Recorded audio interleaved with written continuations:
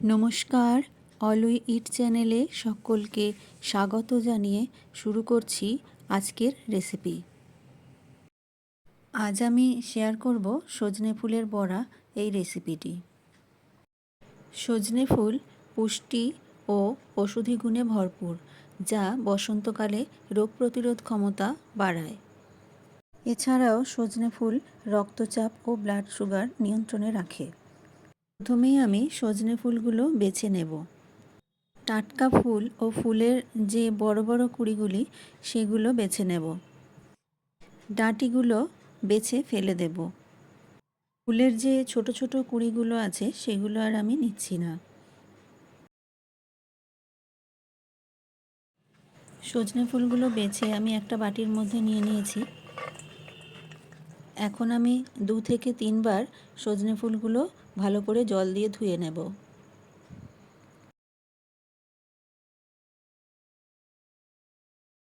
সজনে ফুলগুলো ভালোভাবে ধুয়ে নেওয়া হয়ে গেছে।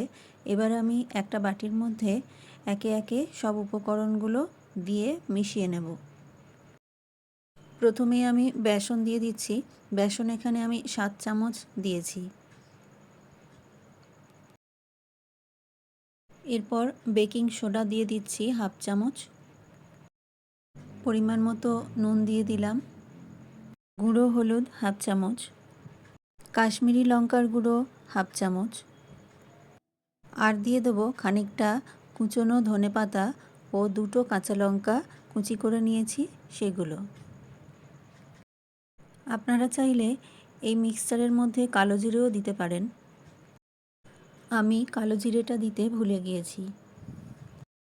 এই উপকরণগুলো প্রথমে শুকনো ভালো করে মাখিয়ে নেব, তারপর জল দিয়ে মাখাবো। সব উপকরণগুলো একসাথে মিশিয়ে নিয়েছি। এবার অল্প অল্প করে জল দিয়ে মাখিয়ে নেব।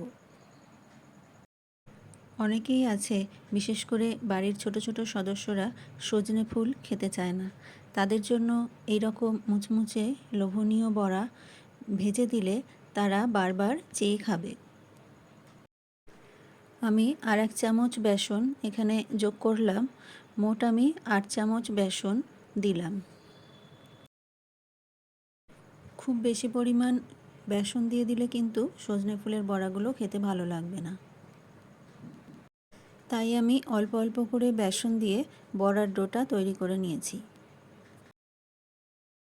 কড়াইতে বেশ খানিকটা সর্ষের তেল দিয়ে দিয়েছি। গ্যাসের আঁচটা প্রথমে বাড়িয়ে তেলটা প্রথমে গরম করে নেব, তারপর গ্যাসের আঁচটা কমিয়ে এক এক করে বড়াগুলো ভেজে তুলে নেব। মিডিয়াম টু লো আঁচে বড়াগুলো এপিট ওপিট করে ভেজে নেব। হাই ফ্লেমে বড়াগুলো ভাজলে বড়ার বাইরেটা ভাজা হয়ে গেলেও ভেতরটা কাঁচা থেকে যাবে। সেই কারণে লো ফ্লেমে একটু সময় নিয়ে বড়াগুলো ভেজে নিতে হবে।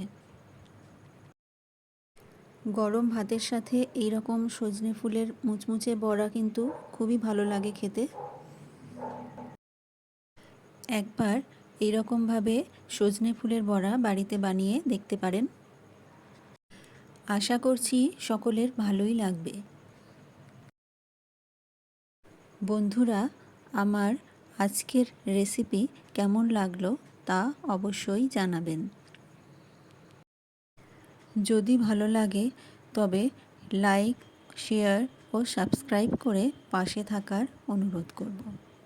চলে আসব অন্য কোনো রেসিপি সাথে নিয়ে। ভালো থাকবেন সকলে।